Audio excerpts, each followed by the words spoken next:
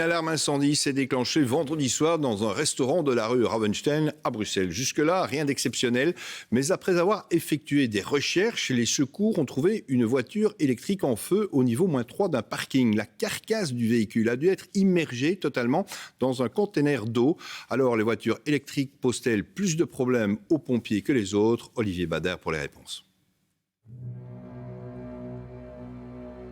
Voici les photos qui, depuis ce week-end, posent pas mal de questions. Et voici le véhicule électrique aujourd'hui, toujours en phase d'extinction totale de ses batteries. L'incident a causé pas mal de problèmes aux pompiers bruxellois qui tiennent avant tout à mettre en garde la population. Tout ce qui est électrique, vélo, trottinette, tout ce qui est une batterie en fait. On a beaucoup de problèmes pour l'instant. Je trouve qu'on n'insiste pas assez auprès de la population sur les dangers que représente de laisser un véhicule, quel qu'il soit, en charge, par exemple dans son garage la nuit, sans surveillance, sans détecteur de fumée ou quoi.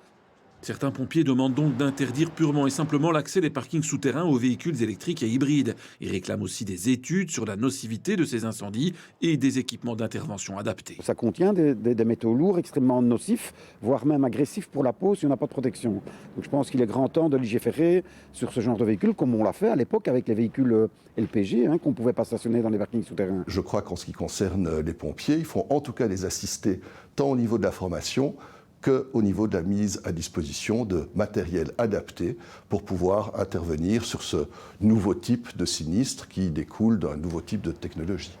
Pour le patron d'Interparking, impossible d'interdire le stationnement en sous-sol des e-véhicules à l'heure où on supprime les places en rue et de rassurer tous les usagers. Ces parkings connaissent une procédure d'urgence efficace. Ça peut prendre un certain temps avant de stabiliser la situation, et ça on le vérifie avec une caméra thermique.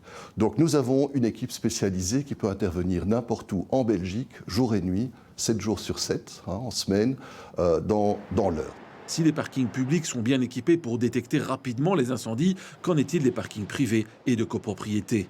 Récemment, la sécurité civile battait campagne pour avertir de ne pas charger ses appareils électroniques la nuit. Rien de tel en ce qui concerne les véhicules qui dorment dans les parkings.